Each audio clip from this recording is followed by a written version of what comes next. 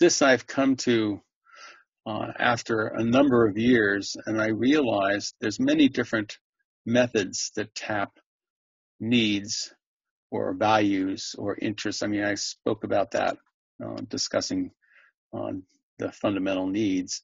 But the fact that people have a concern, there's a funny energy inside the word concern. It's like there's something that is potentially very wrong, and that's the concern, the energy of concern. It's not something absolutely wrong, it's potentially wrong. It's something that rises up in you, a warning kind of energy. And that rises up because of this violation of needs, values, interests, what's needed here, what the situation requires. And it covers so much ground. That emotion or life energy of concern covers a lot of things that you could detail out. It's like you can clarify what everybody's needs are ahead of time, or you can just respond to their concerns as your conversation is going on. When people have objections or disagreements, you recognize that as a response that has something valuable in it for becoming more wise or for engaging more people. But the objection or disagreement is a pulling away. I'm pulling away from you. I'm saying what you're doing is full of crap, and I'm not going to go along with it. That splits up the group, breaks the collective mind at its work. So the translating that as a concern and going, oh, okay, what's your concern? Takes it, and the person then has to go into that response. They have to go into the felt sense of concern and say what it is that's going on that makes them so concerned, and that brings that information up into the group consciousness for everybody to kind of consider. And that's what I mean by it. It releases the adversarial energy. Objection to disagreements are an adversarial, clashy, or pulling apart kind of energy, and goes, okay, here's something. Let's attend to this together. And that's the collaborative we address it. And if you can satisfy a concern, whatever its source, that's a fundamental quality of people being heard. My concern was taken seriously. Even if it's not satisfied, if it's addressed really well, if people take it seriously, I feel it's so hard, it's so fundamental, it's hard to step out and find other language. I feel my concerns are taken seriously. It's like there's something about me being identified with my concern. It's part of who I legitimately am, is I am concerned about this because there's something good that needs to happen that isn't going to happen unless my concern is taken care of.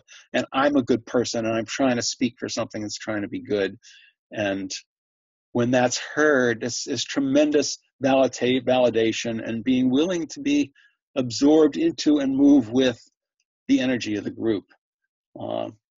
And each concern that somebody has is a piece of something that needs to be taken into account in order to have long-term broad benefit. It's like that's a piece of the puzzle. Concerns, it feels from my work so far in the last 20, 30 years, it's like concerns seem to hold a key. If you can focus on that. And I don't know in German or Chinese or whatever, I don't even know if that word exists, but in English, concern and its use has a power. It's a leverage. It's a very powerful leverage covering a lot of ground.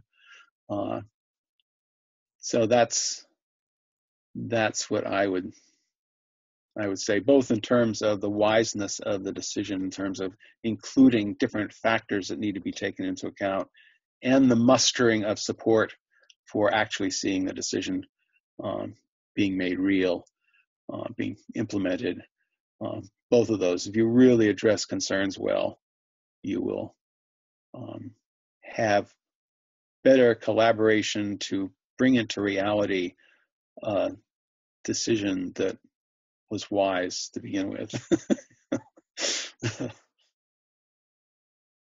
I just realized another thing you can add, another dimension of concern, which can be clipped in and put into the other thing. A dimension of concern is that concern is about caring. Fundamentally, it's about caring. And if you're concerned, you care. And if you have a concern about something, it's because you care about that thing that the concern is attached to. So I just realized now, while I'm talking, that one of the most powerful things about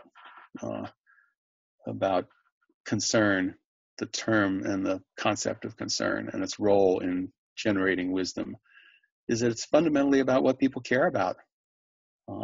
And that caring is a source of insight and a source of collaborative power, if you can tap those.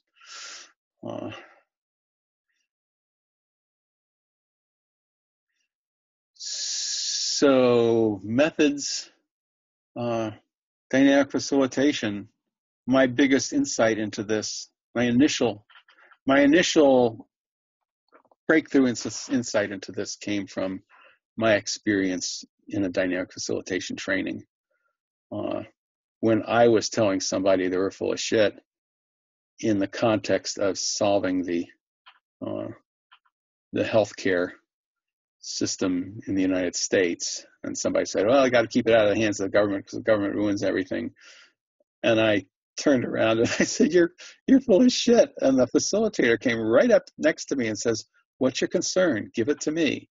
And as I turned around to tell her, what my concern was, I was very aware at a sort of above myself meta level, watching the process, that it was a brilliant Aikido move. All the energy I had that was putting this other guy down was instantly evaporated.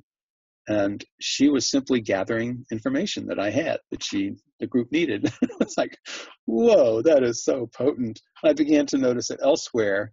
And a fundamental practice in consensus, which makes it unnecessary to vote.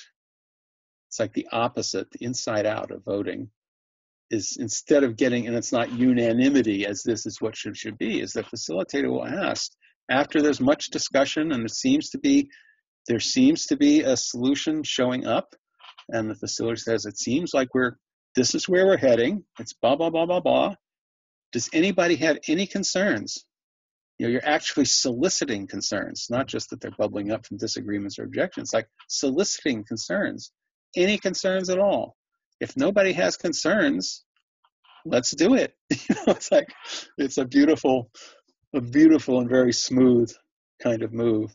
So I think of those, dynamic facilitation and that kind of consensus process, as being particularly potent. And I also have a proposal for a deliberative game online where it's designed for people, diverse people in a team, an online team, to generate concerns about each other's proposals and then work together to satisfy those concerns, because I think it's such a powerful form of leverage to address concerns explicitly.